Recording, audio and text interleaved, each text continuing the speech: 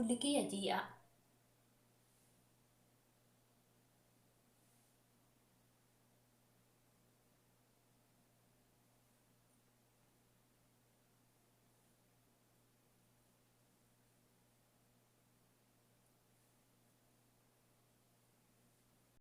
Akkasiin hin qorra wallah hin qorra baay'ee qorra jechuudha. Fuula namaatti hin qabbanaa way hin qabbanaa hin qabbanaa way hin qabbanaa aare amma kaakiu jechuun amma galgalaa waan ta'eef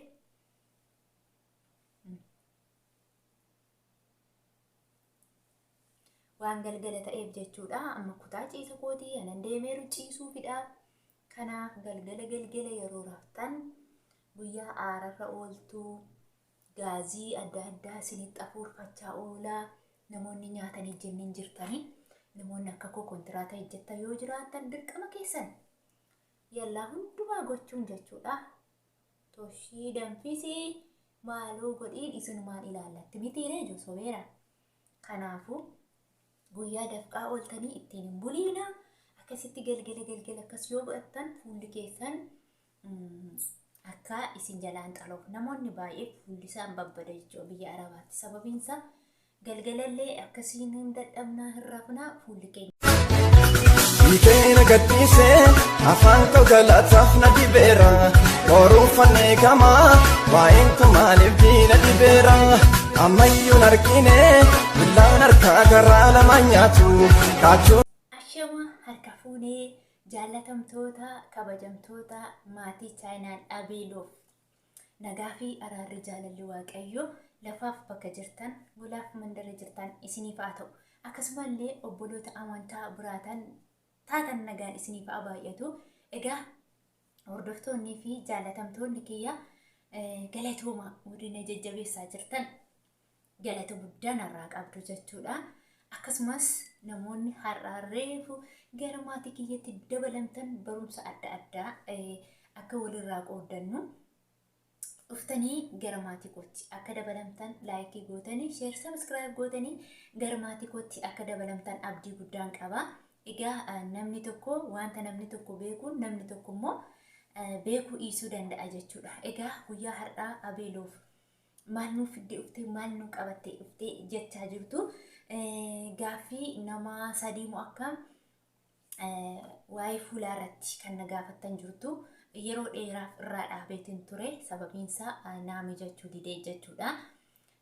Viidiyoo galgala baay'ee viidiyoo waraabuu hin dandeenye sababiinsa guyyaa hojiirra waroon oolu galgala hedduu dadhaba jechuudha. Kanaaf dhiiseetiin rafa. Gaaffii keessan gar tokko kan keessan sinii deebisee jira. Asmoo viidiyoo nuu dalagee kan jettanis immoo ni jira jechuudha. Egaa guyyaa har'aa kireemii namoonni baay'een fuulli keessan akkas yeroo hundumaa akkas walitti cimdiddiju. Akkasumallee iskiraayibii fuula keessan immoo istiraayizii yookiin immoo iskiraayibii gochuudhaaf kireemii yookiin immoo akka saabunaatti kan nuyi itti fayyadamnu. Itti kireemii sana itti fayyadamnee kaaneet immoo kan fuula keenya erga itti dhiqannee kaanee kireemii nuyi fayyadamuu qabnus immoo isiniif qabadhee dhufeetiin jira. Egaa kireemiin kun maal yoo jettanii kireemii ajaa'ibaati jechuudha. Anis reefu kana ani bite jechuudha. Body and face scrubbing and exfoliating. No kireemiin kun kana fakkaata. Body and face jedha. Kireem keep barreeffama isaa ilaala. Warri immoo Arabiffa beektan. Warri Arabiffa beektan immoo kunoo Arabiffa isaas dubbifadha. Kireemii kana iddoo hundumaa irraa bitachuu dandeessu. Faarmaasii jira, suuqii jira, mustashfaa yookiin immoo mana yaalaa irraallee innamaa ajajama jechuudha. Namoonni fuulli keessan ooyilii garmalee qabu jechuudha. Ooyilii zayitii namoonni gosoota fuulaa 3-4 kan qabu hanga 3 kan qabnu jira. Fuulli nama tokko goggogaadha. Fuulli nama tokko immoo giddu galeessa. Fuulli nama tokko immoo ooyilii yookiin immoo zayitii kan qabudha jechuudha. Warreen kana yeroo fayyadamtan namoota fuulli keessan ooyilii ta'e Ooyilii yeroo jedhu namoonni fuulli keessan zayitaa uumamaa zayitii uumamaa ta'ee zayitii uumamaa yeroo isin namatti baay'atu rakkoo inni namarra geessisu fuulli namaa akka xalaa'u godha jechuudha.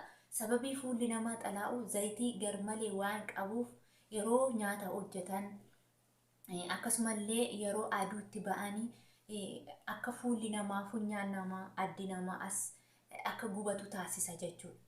Kanaaf namoonni fuulli keessan ooyileemmaa ta'e jechuudha. Saabunaa kana fayyadamtu jechuudha. Saabunaa kanaan fuula keessa dhiqattu jechuudha. Fuula keessan yeroo dhiqattan torbanitti kun si'a takka qofa itti dhiqatta jechuudha. Maaliif dafee ofirraa har'aa boru yoo dhiqatan yoo har'aa boru itti dhiqattan fuulli keessan goguu danda'a jechuudha. Kanaaf torbanitti si'a tokko bichaa iskiraayibii gootu. Wanti kun akka cirracha wayii fakkaata jechuudha. Yeroon jedhu yeroo dhiqattan ittiin yeroo fuula keessa maassaatan akka namaa iskiraayibii sukkaaraan godhuuti jechuudha. Sukkaara hin beektu fakkeenyaaf sukkaaraa fiini damma waliin iskiraayibii gootu fuula keessa miti namoonni baay'een gootu ani nan godha jechuudha. Iskiraayibii yeroo godhu sukkaaraa fi dammaan iskiraayibii godha jechuudha. Kun immoo iskiraayibii mataa isaatiin qaba jechuudha. Kana yoo fayyadamtan ani dura hin fayyadamu ture madaamin kiyya bittee fayyadamti. Isheen wanta booksii guddaa tokkotti bittee ani immoo gatii xiqqaatiin kana bitadhe jechuudha. Isaanumarraa ilaalee an bite ani faarmaasii irraan bite jechuudha. Faarmaasii irraan bite baay'ee gatiin isaallee baay'ee guddaa miti jechuudha. Baay'ee guddaa miti. Riyaala 27 ani 27 bite. Hanga ibbaaf wayiitti jira jechuudha. Hanga aqimii kee hanga dandeettii keetti bitatta jechuudha. Baay'ee tokko jijjiirama guddaa qaba. Amma yoon asirraa kuno akka inni jedhutti jechuudha. Kuno use dark yaani dark kan ta'e spot black yaani wantoota dark dryer jedhu akkasumas immoo spot black kan jedhu yaani fuula keessan irratti wantoota xixiqqoo baay'ee akkasumas rinse yoommoo remove kan irraati remove godhu yookiin immoo irraa balleessu jechuudha. Waan kana only you use week one time torbanitti si'a tokko fudhattaa jira. Apply body fuula keetti immoo maasaajii godhi yeroo itti fayyadamtu jechuudha. Otoo nikkeen apply yookiin immoo maasaajii godhi si scrubbing godhi jira. Barreeffamni isaa baay'ee tokkodha jechuudha. Namoonni baay'ee yoo bittan itti fayyadamuu ni dandeessu jechuudha. Haala kanaan ani asirratti illee dubbise madaamii kiyyarraallee informationii fudhadhe bitee erga bitee kunoo baay'ee nafne baaqaata umeetiin jira jechuudha. Akka itti fayyadamtan abdiin guddaan qaba.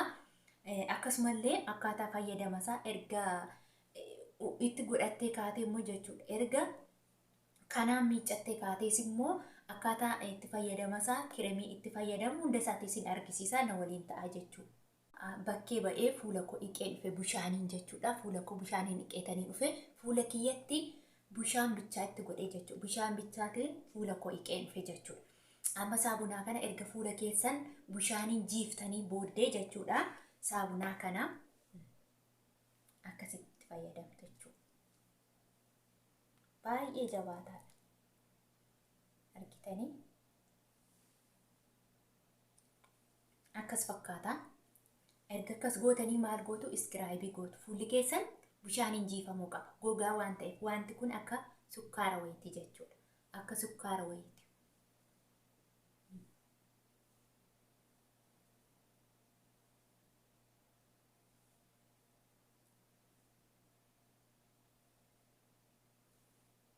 Illee hin baay'isee jechuudha. Innaa iskiraayibii yeroo gootanii bareeda dammoo hin bareeda.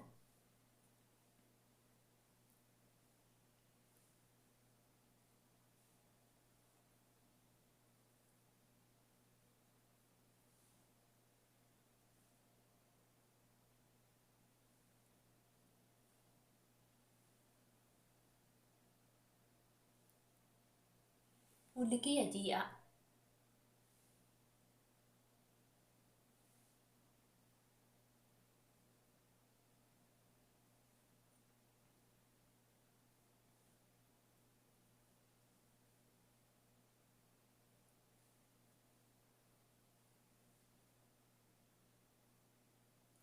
kuni maal gootu ofirra tursitu otoo hin taane ofirratti dhiistanii teessu otoo hin taane akkas erga gootanii amma harka kiyyarra jira quba keessan kanaan jechuudha. Masaajii go'a akka sukkaaraa qabachuu akka sukkaaraa.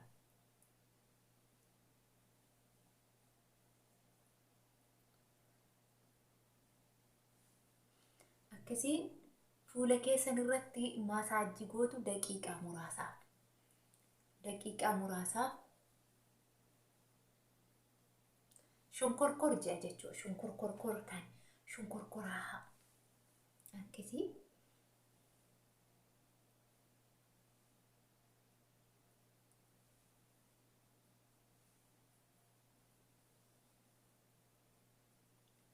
daqiiqaa 5 hanga 5tti masaajii gootu jechuudha fuula keessan irratti. Yoo fuulli keessan finniisas qabaatee bilaak ispuutis qabaatee haala kanaan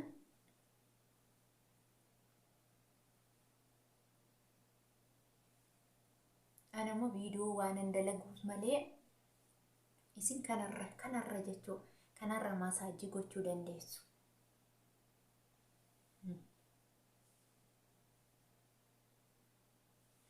Argitanii akkasittiin dhiqee deebi'a jechuudha. Daqiiqaa 5 yookiin daqiiqaa 4 akka xinnoo lab isin gochuu ta'a jechuudha. Xinnoo akka waan lab nama gochuu ta'a. Akkasittuun addaa'eetuun baannan bareeda iyyuu natti fakkaata. Akkasumattuu nan bareeda. Meekaappii nama barbaachisu iyyuu.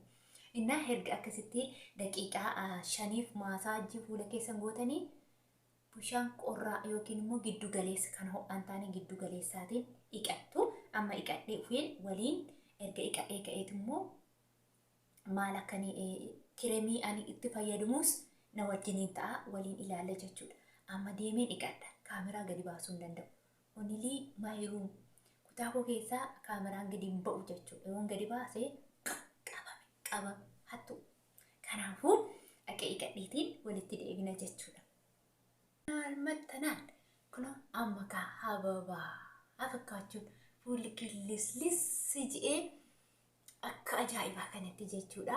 Kun amma irraa dhiqeetii dhufee jira. Waaw dhugaa rabbii yeroo akkas fuula keenya harkaan qabnu maashaallah jira. Akka ajaa'ibaa kana namatti tola jechuudha. Inni akkasitti godhan erga akkasitti fuula keessatti xitti gootanii bishaan giddu galeessaan dhiqxanii fooxaa. Ani fooxaa akkasiin qaba. Fooxaa akka tooyilii wanti akka hoteelatti gurguramu sooftii kan ta'e jechuudha. Sooftii kuni kan fuulaati jechuudha. Kan fuulaa kan harkaa waan akkasii yoo qabaatan qulqullinaan kabraa fooxaallee hin ta'a jechuudha. Fooxonni kun akka kanaallee hin ta'a jechuudha. Kunillee fooxaan kun sooftiidha. Han fuulaa. Anna fuula keessanitti xooftanii deebistanii harka keessanitti naqaayina. Han harka keessan immoo fuula keessanitti hin godhiina.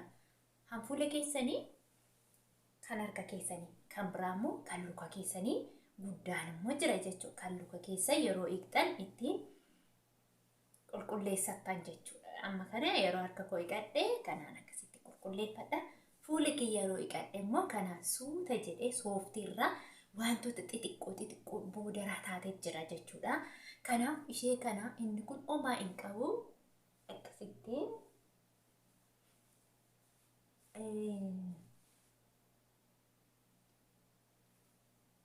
akkas gootanii galgala jechuudha. Very nice. Clean your face. Yeah, today I am trying English. Natti kolfaaga amma Ingiliffaan beektu jetta amma kana faasinitti hime maal jechuudha. Erga akkas gootanii immoo jechuudha. Kireemii fayyadamuu qabdan fuula keessanitti ani akka kiyyatti kan natti tolu guyyaa hojii koo hojjechaa oolee galgala akkasittiin fuula kiyya erga dhiqee bareechee jechuudha. Kireemoota kanan fayyadamu. An kireemii kanan natti tola jechuudha. Wanneen kun aloe veraadha. Kunis aloe veraadha. Garuu aloe vera ta'eetiin kun anqas inni ta'a. madri petruu jedhan beeku garuu badaa miti inni kun jechuudha. Inni kun badaa oriijinaala miti natti fakkaata. Gatiin isaa qannaashii kan ta'e isa kanadha. Gatii xiqqoon hin bite jechuudha. Adii keessi isaatillee adii. Inni kun garuu moor irra caalaa jechuudha. Fuula namaa baay'ee lallaaffisa. Fuula goggoguu akkasumallee fuula walitti shunturuuf baay'ee bareedaa jechuudha. Kanaan reefuun bitaa addis fixeera kanaan dura. Fixeera amma kana. Amma banee simbiratti jechuudha. Amma simbirattan bana. Au. Addis ነው. ዋው አዲስ ኒው ረጊተኔ ባዬ ነው ማለት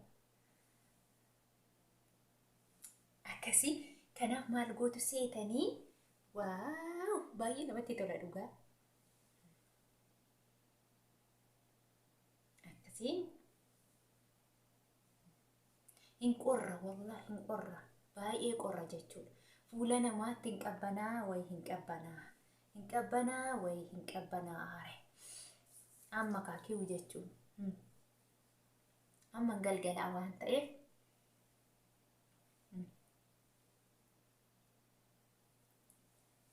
waan galgala ta'eef jechuudha. Amma kutaa ciisa kootii anan deemeeru ciisuufidha.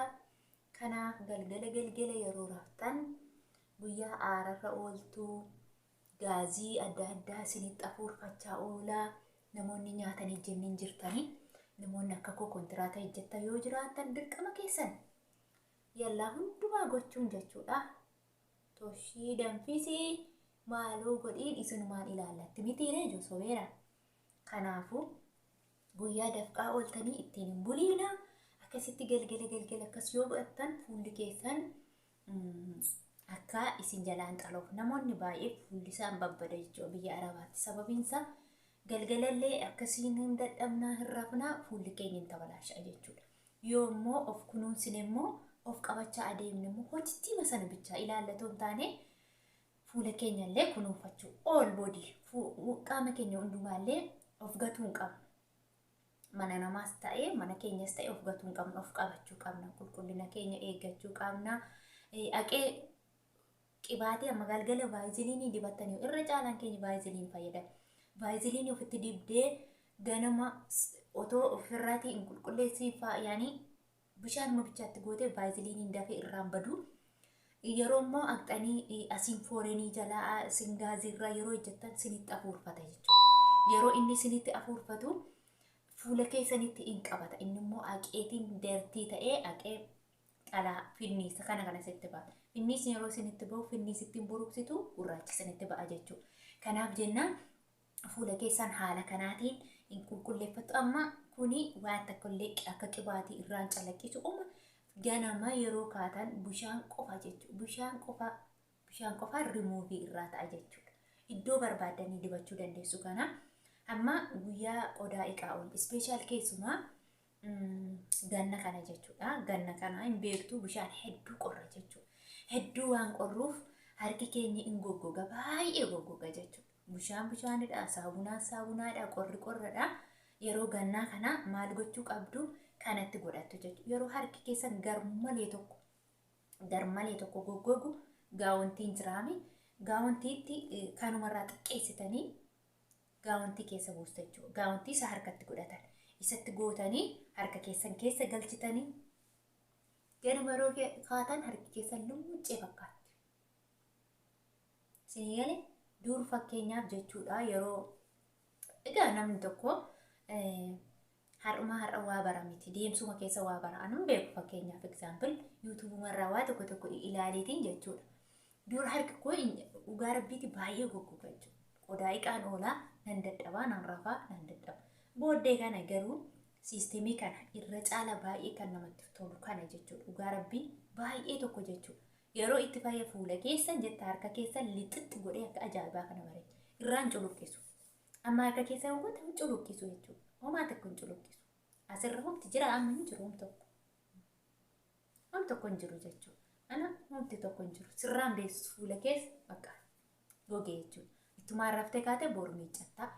Egaa hordoftootaa fi jaalatamtoota kabajamtoota kiyyaa viidiyoo isinirra dheerse sinii gala je'eetuma yaadeen jechuudha. Kanaaf viidiyoo maaf nurra dheeressite hin je'ina gaaffiin keessan keessa deebi'uu danda'a waan ta'eef jechuudha. Warri immoo kiremiin kun nuuf galuu didee keessarraan nu ergi jettan karaa barbaadan koottaa waasaappiidhaan imootiin telegiraamiidhaan messengerii feesbuukiidhaan karaa barbaadan koottaa na gaafadhaa. Suurasaa akka mul'atutti sirriitti suurasaa isiniif nan kaa'a akkasumallee tambineelillee isinii kaa'a jechuudha. Kanaaf turtii gaarii isiniif haa ta'u galatooma laayikiin dagatina sheerii sin dagatina sabskraayibiin godhe. Yoo isin har'a na jajjabeessitan borummoo kanarra hamilee yookiin immoo mooraalii godhadhee akka waan irraa fayyadamu isiniif sheer godhu na taasisa jechuudha. So I love you so much. Nagaan tura.